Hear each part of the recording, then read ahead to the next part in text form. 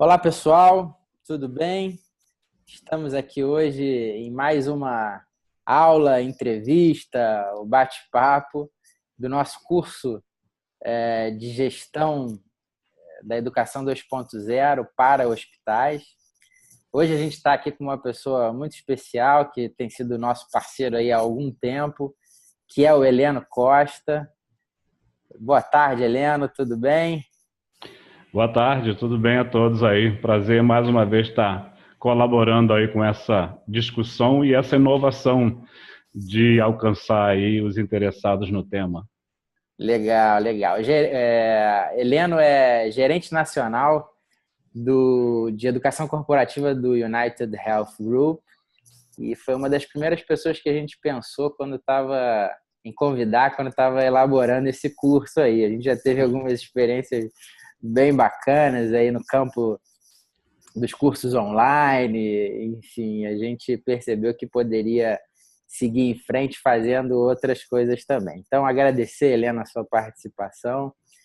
Hoje, Heleno tem aí uma grande responsabilidade de cuidar da educação corporativa de quase 40 hospitais, então influenciar milhares de pessoas, cuidar dessas pessoas. Então é alguma coisa que a gente admira muito e quer ouvir, quer estar por perto, quer aprender. Então, por isso a gente o convidou. Então, agradece, fica muito feliz, grato aí pela sua presença aqui, Helena. Então, Helena, a gente quer ouvir de você como é que a educação te encontrou, como é que isso tudo começou. Bom, acho que a educação me encontrou já na minha infância, né? Eu era o chamado aluno dito CDF, né? Eu gostava muito da escola, do estudo, de tudo isso. E depois também acabei escolhendo a profissão numa carreira que é um educador contínuo, né? O enfermeiro, no seu papel diário, assistencial, tem essa função de educação e saúde para com cada um dos pacientes. E depois eu tive a imensa e grata oportunidade de encontrar um trabalho dentro de um âmbito que mais ainda impulsionou esse valor em mim de educação, que foi trabalhar com o Consórcio Brasileiro de Acreditação e a Joint Commission International nos programas de educação para acreditação internacional e unidades assistenciais. E nesses últimos 18 anos eu acabei, de fato, desenvolvendo isso como uma tarefa diária junto às instituições de saúde. O nosso trabalho não era ensinar o manual de acreditação, mas era educar sobre os conceitos, sobre as premissas, sobre os princípios e todo o conjunto de normas e padrões que traziam referências muito inovadoras para o Brasil. E foi um trabalho, de fato, eu digo, não de mudança, né, quando a gente entra numa instituição, mas de transformação, porque novas ideias transformam, né, a educação transforma, acho que isso é importante. E diante dessa minha atuação em hospitais, eu acabei sendo, então, convidado também pela direção do Hospital Samaritano, que é um dos hospitais acreditados pelo CBA-JCI, hoje no Brasil, a assumir a gerência do Instituto de Conhecimento, Ensino e Pesquisa do hospital, com uma tarefa de reestruturar esse instituto e de desenvolver fortemente a qualificação profissional dentro da unidade. Dentro da unidade. Então, isso começa em 1998, né? 99, né? Com Exatamente. o CBA. Tendo eu já 32 anos de formação na área de enfermagem, né? Entendi. E Isso. aí você vai para o Samaritano em que ano, Helena? Há 2 anos e meio atrás, em 2015, Entendi. eu vim para cá, né, para o Samaritano, nesse convite, e aí a gente desenvolveu ao longo desses 2 anos a proposta que nos foi colocada de fato, reestruturar e redimensionar a capacidade de alcance da educação dentro do Hospital Samaritano. E agora, dentro dessa lógica, o hospital acabou sendo adquirido e incorporado ao grupo da United Health Group, agora uma holding brasileira, né? Por isso United Health Group Brasil, e agora o convite para assumir então a gerência nacional dentro dessa dimensão gigantesca que está se colocando aí na composição do grupo, né? Então isso é muito recente, né? Tem poucos meses. Meses, exatamente, né? Só para um pouco esclarecer, né, que dentro da United Health Group tem duas estruturas básicas que são a própria Amil como operadoras, que também traz um conjunto de unidades assistenciais, não só hospitalares, mas um conjunto de unidades ambulatoriais, de pronto atendimento, de home care, de serviços e programas especializados, de Aeromil, a Mil Resgate, e ao lado a nova empresa que é a Américas Serviços Médicos, que traz um conjunto de 22 hospitais que são hospitais voltados ao mercado comum, como é o caso do Samaritano, que trata não somente do atendimento à operadora Amil, mas as outras operadoras e seguradoras. Ok, então são dezenas de unidades de saúde ou de serviços de saúde de diversas naturezas. Tiago, nem consegui terminar de contar ainda, né?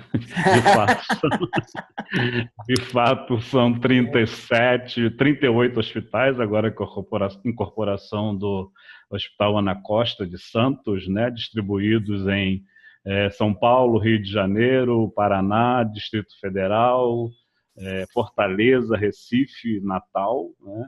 E unidades ambulatoriais, aí nós estamos falando de mais de 60 unidades ambulatoriais, entre outros serviços que eu citei aí, né, dentro dessa Mas isso nunca pareceu ser um problema para você, porque desde a época de educador do CDA, você já passava por dezenas, centenas de hospitais dentro e fora do país. Isso, exatamente. Se a gente fosse tomar isso como um grupo, uma corporação, você tem razão. De fato, o universo era muito grande, a gente dava palestras para auditórios lotados dentro dessas unidades, né? E a repetição disso tudo ao longo do tempo na própria instituição traz uma população significativa e a gente, de fato, pode falar mesmo aí no universo muito grande de pessoas, né? Só para vocês terem uma dimensão, na nossa plataforma hoje de educação à distância, a gente tem cerca de 53 mil CPFs ativos que já foram incorporados a essa ferramenta, né, que está dentro desse padrão da tecnologia 2.0 e está crescendo esse número cada vez mais, né? Cada vez mais, né? A gente percebe isso, legal. E aí, entendendo isso de passar pelos hospitais, de ver a transformação acontecendo, às vezes não acontecendo também, né?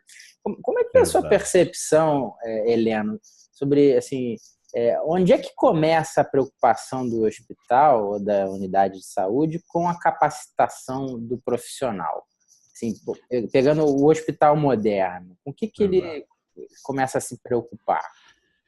Tiago, a gente começa a se preocupar antes da seleção do candidato, né? Porque uma das premissas que a gente tem é um perfil de um cargo, de uma tarefa, mas fundamentalmente de um conjunto de competências que a gente espera que essa pessoa desenvolva. E o que nos preocupa muito hoje, eu posso já dizer isso de forma muito consistente, de forma muito transparente, que, infelizmente, as unidades formadoras não nos entregam profissionais com a qualidade e a competência que a gente espera. Então, o processo seletivo já é um processo baseado numa avaliação dessa pessoa em relação a um conjunto de competências que a gente espera, né? E a educação tem que prever isso. Então, dentro do grupo, nós temos primeiro uma análise por meio de um teste teórico, que é feito via online para esse candidato, e dependendo do alcance da pontuação que ele tem, a gente já começa a perceber qual é a estratégia de educação que a gente vai precisar desenvolver para esse profissional. Então, interessante. Então, antes dele chegar, vocês, com a tecnologia, disponibilizam um pré-teste, digamos assim. Exatamente, né? Um pré-teste, isso é feito online, é o primeiro ponto nosso de contato, é através de uma tecnologia, né? Está bem dentro do nosso tema aqui. E a gente tem feito também, diante disso, algumas parcerias até para trabalhar a formação de alguns profissionais, dada a deficiência que a gente tem observado em relação à qualidade com que está sendo entregue esse profissional. Um dos exemplos é uma parceria com o Hospital Alemão Oswaldo Cruz, através da Escola Técnica de Saúde deles, onde nós temos hoje turmas para a formação de técnicos de enfermagem, que são profissionais de grande proporção no conjunto nosso, né, da equipe assistencial, e a gente já tem dentro dessa proposta inserido também uma avaliação de competência não só técnica, mas de competências comportamentais. Então essas pessoas acabam vindo fazer estágios conosco aqui, e a gente também já vai avaliando o quanto, além da habilidade técnica, a gente observa o padrão comportamental desses profissionais, né? E no ponto também da tecnologia, a gente tem um projeto piloto para a seleção de enfermeiros das unidades intensivas, onde eles são colocados em cenários de simulação, dentro do nosso centro de simulação realística. Então, eles são filmados, né, obviamente que com permissão, e a gente faz, em cima daquele cenário onde ele foi colocado, uma discussão sobre o desenvolvimento da habilidade ou da competência que ele apresentou, e a partir disso a gente agrega com o pré-teste que ele fez e vai fazendo já um desenho de um programa de capacitação para ele dentro da unidade onde ele vai atuar. Legal. Então a gente está falando ainda aí do processo de seleção. Exatamente. Captando uma primeira imagem, né, online, depois um processo prático. E isso, assim, quando a gente está falando de uma rede hospitalar, a gente está falando de, imagino, alguns centros para simulação, ou vocês concentram isso em um centro apenas de simulação realística? Como é que é isso? Não, na verdade a gente tem o que a gente está internamente chamando de células de simulação. A gente está até agora num projeto, ontem mesmo eu estive na área aqui da Zona Leste de São Paulo, vendo um novo prédio, um novo local para construção de mais uma célula de simulação. Então a gente tem regionalmente distribuído, exceto o Nordeste, que a gente ainda não conseguiu fazer, mas entre Rio de Janeiro, apoiando o Paraná, e São Paulo, apoiando o Distrito Federal, a gente tem alguns centros locais que são esses ambientes onde a gente pode desenvolver cenários de simulação realística, né? E aí a gente vai geograficamente distribuindo esses colaboradores para quando a gente tiver necessidade de atividades presenciais, né, da demonstração de habilidades, eles são então deslocados para essas células de simulação. Ok. E aí, imagino que em paralelo as atividades online também aconteçam, né? A gente está falando de uma grande proporção aí de pessoas, né? É possível reunir todo mundo em um auditório.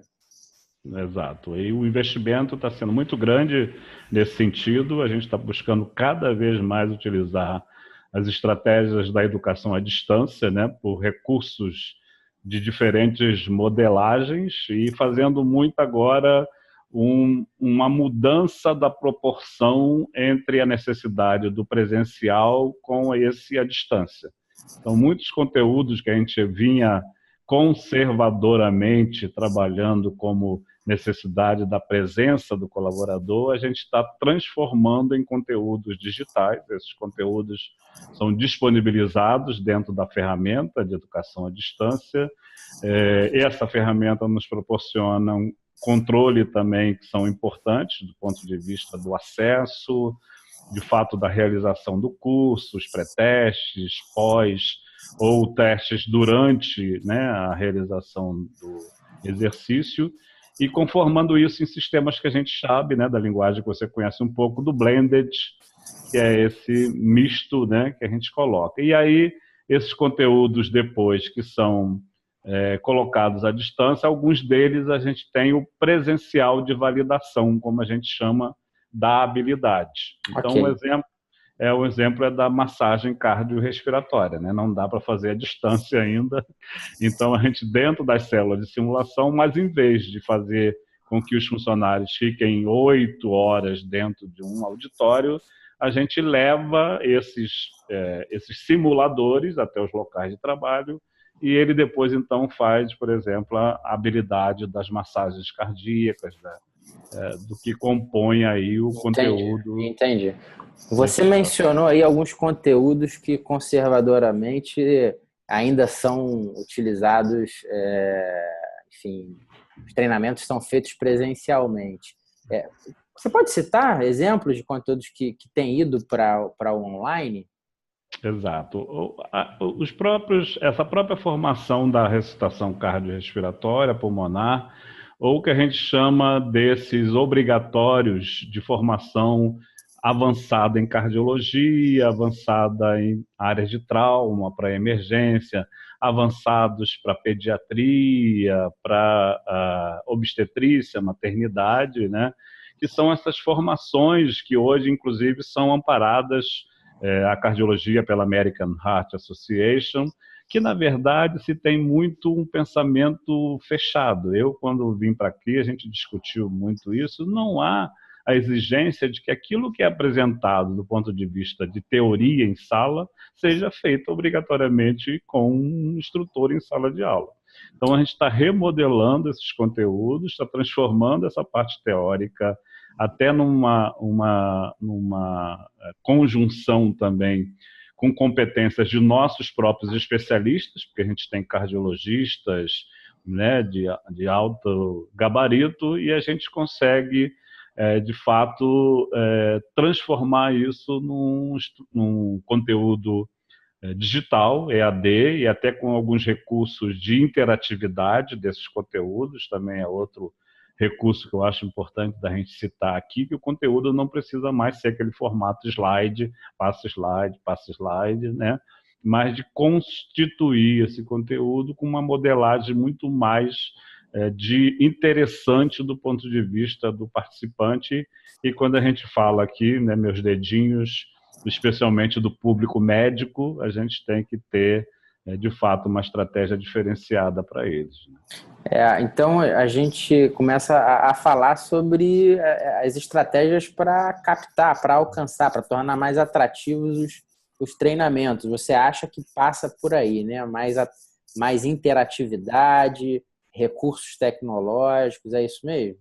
Isso, tem a ver com uma questão que também já foi colocada na nossa discussão, que é a capacidade de você alcançar o profissional.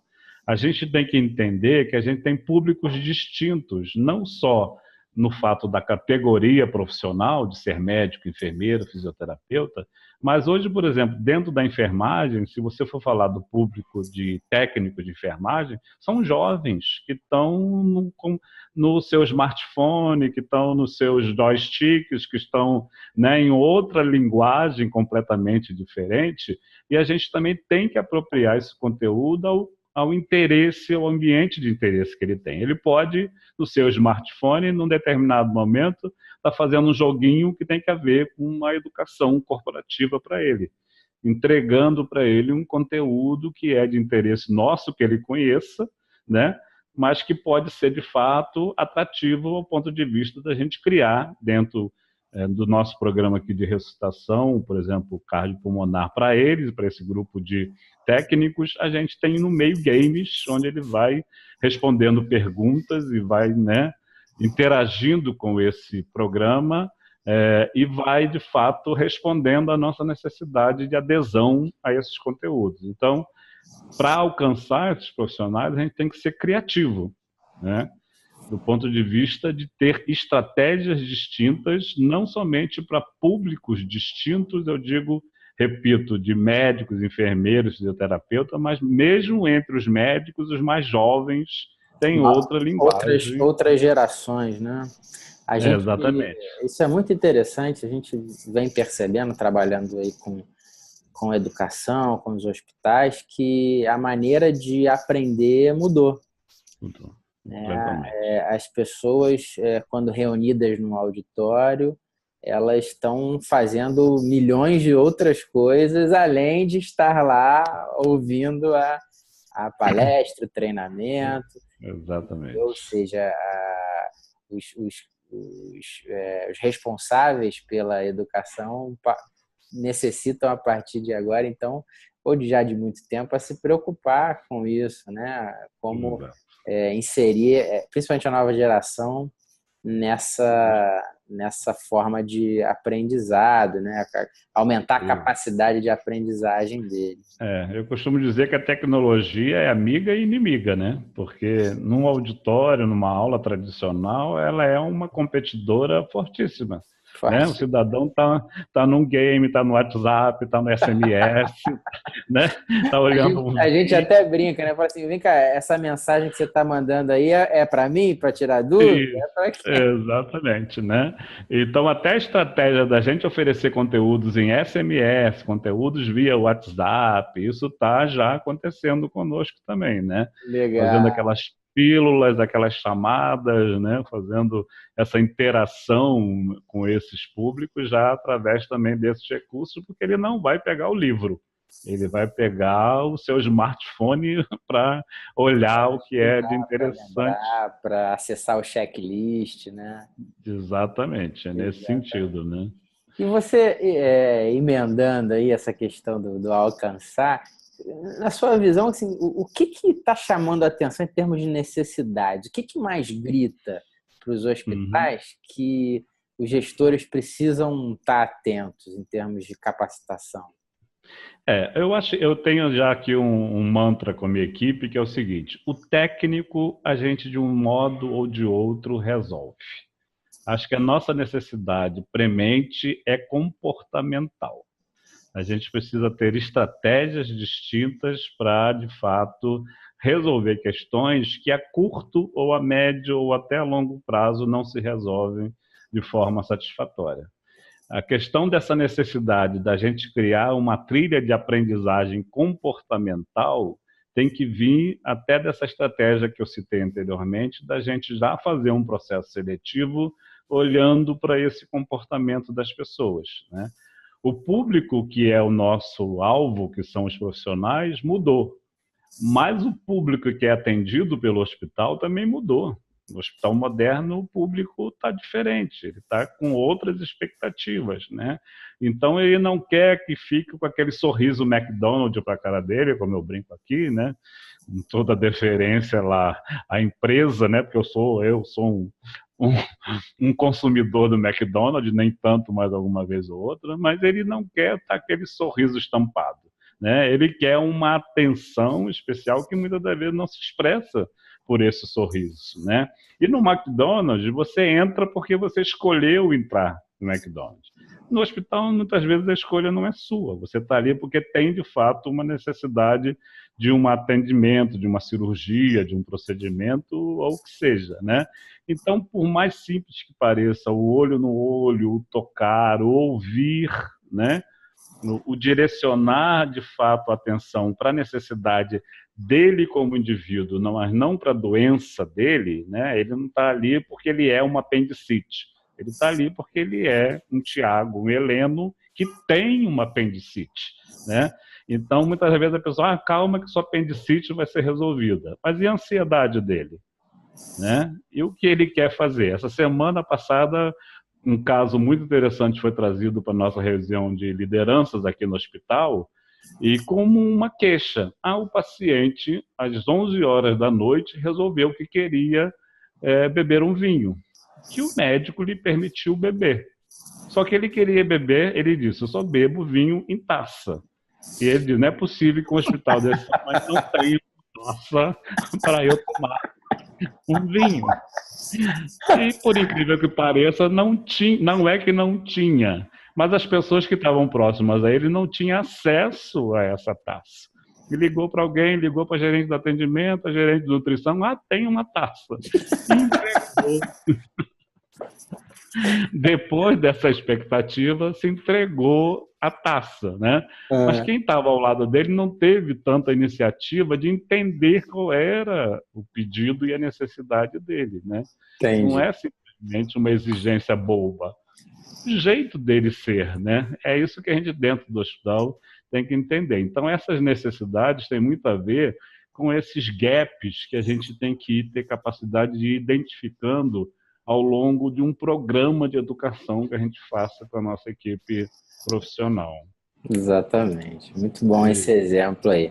Helena, a é, gente está caminhando para o final aqui. Se você é, pudesse colocar para a gente aí, o que que você acha que pode ser mencionado como um erro que vocês tiveram, ou um caminho que poderia ser diferente, ou já até uhum, mesmo um acerto? O que que você é. poderia transmitir aí para a gente, ou dicas importantes, né, nesse Nesse sentido. sentido aí?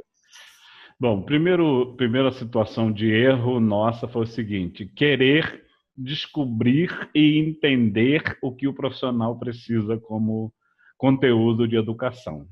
É um erro. Não pensem daqui para lá. O entendimento tem que ser de lá para cá.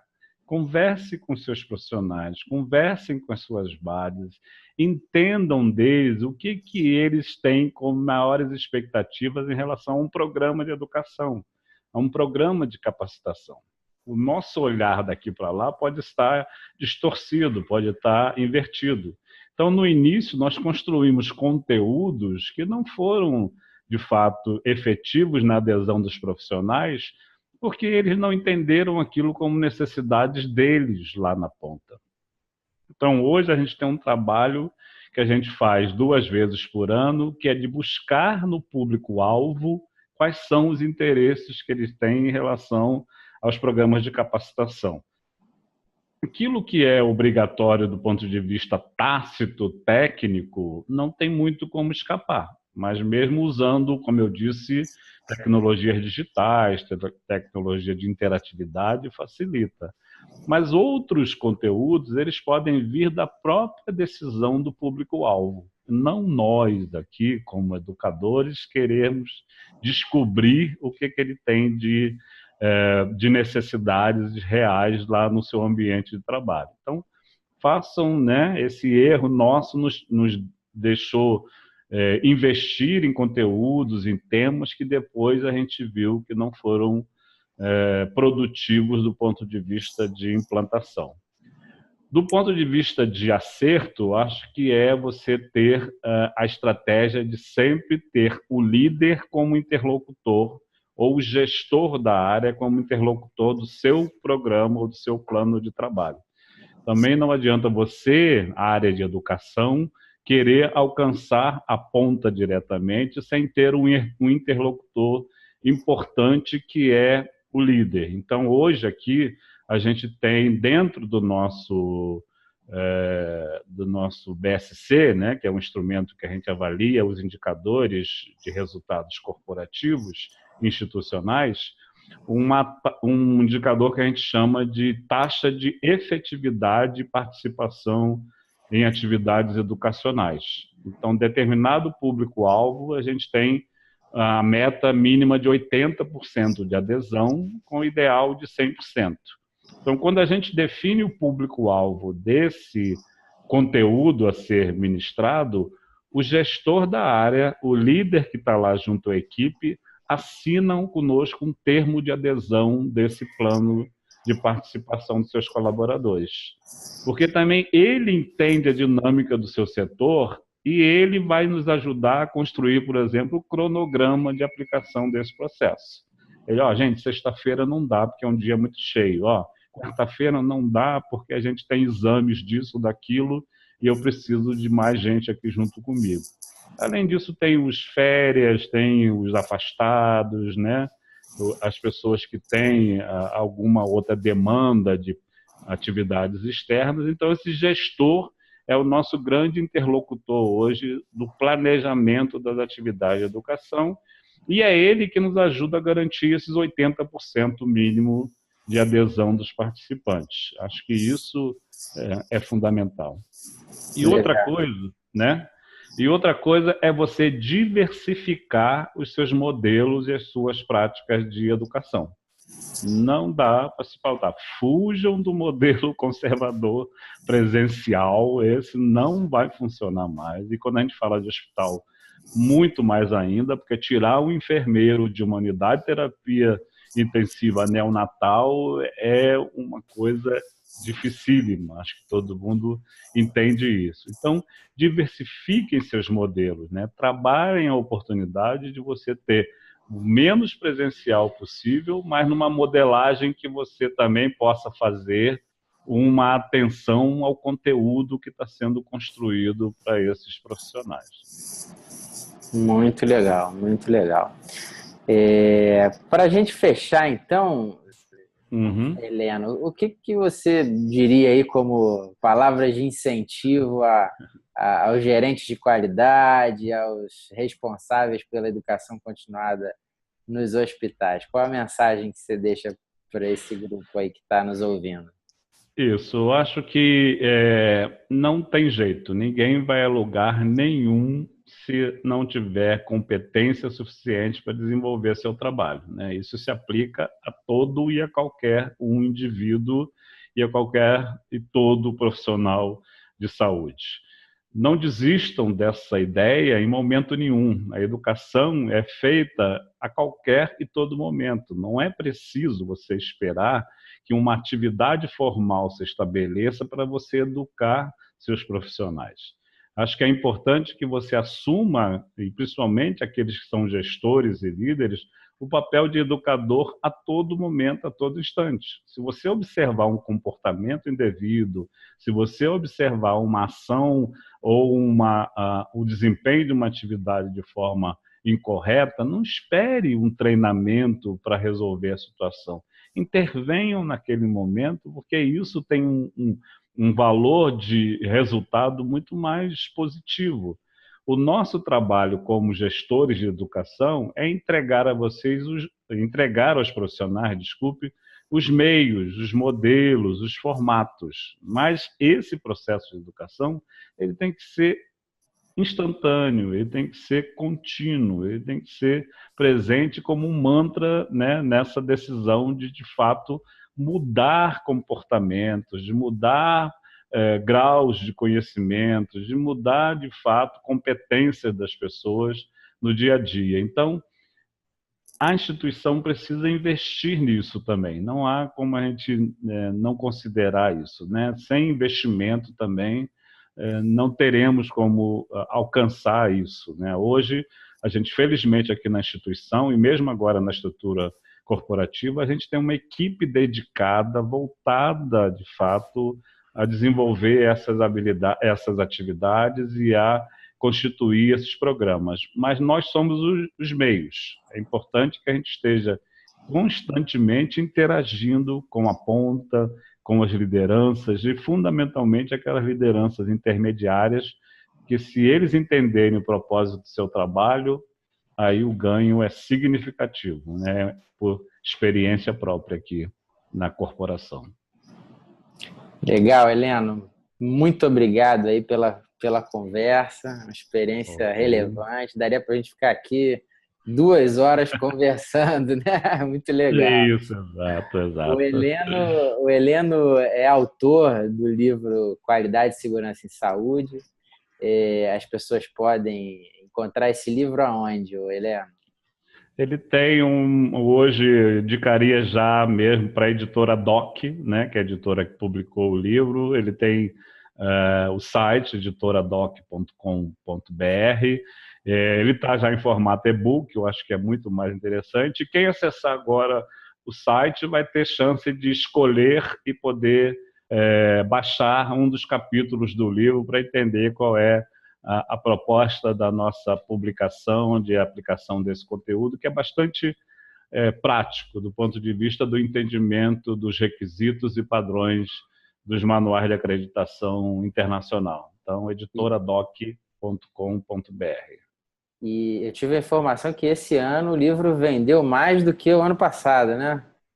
Foi, felizmente, né? E a gente tem recebido convite. Acho que, Thiago, o grande mérito que a gente, como autor, tem de um livro, né? Como eu fui lá num evento, numa determinada cidade, e tinha um grupo de alunos de uma pós-graduação me aguardando para tirar uma foto, porque o tema do TCC deles foi o meu livro e o que eu tinha levado, né? Como conteúdo dentro do livro, além de outros reportes que a gente recebeu do livro. Então, já me sinto bastante satisfeito do ponto de vista do trabalho que a gente teve na construção dessa publicação aí desse livro. Legal. E você falou também que tem um artigo aí que saiu sobre educação, não é isso? Não, esse aí, na verdade, foi um capítulo de um livro que eu também... E foi bastante interessante, que é um livro que vai ser lançado, não posso antecipar ainda, mas é sobre segurança do paciente. Puro de reportagem, né? Isso, mas o autor vai ser, né, o organizador do livro, o Dr. Lucas Zambon, que é assessor técnico da diretoria aqui do Hospital Samaritano, mas é também diretor do Instituto Brasileiro da Segurança do Paciente, uma pessoa do nosso meio, bastante atuante também, e ele me convidou para escrever um capítulo sobre como a educação contribui para a segurança do paciente em hospitais, né? E foi bastante interessante, eu consegui juntar ali alguns dados que quando o livro for publicado, nesse capítulo, vocês vão poder entender como é que essas duas coisas se agregam de forma bastante efetiva e significativa. Né? Legal. Heleno, mais uma vez, obrigado. É um prazer estar aqui com você. Bom, a gente fica por aqui. Obrigado pela conversa. Obrigado você que está com a gente aí. Meu nome é Tiago Constâncio. A gente tem mais algumas aulas aí pela frente. Espero que vocês estejam com a gente. Um abraço. Até a próxima. Um abraço. Tchau.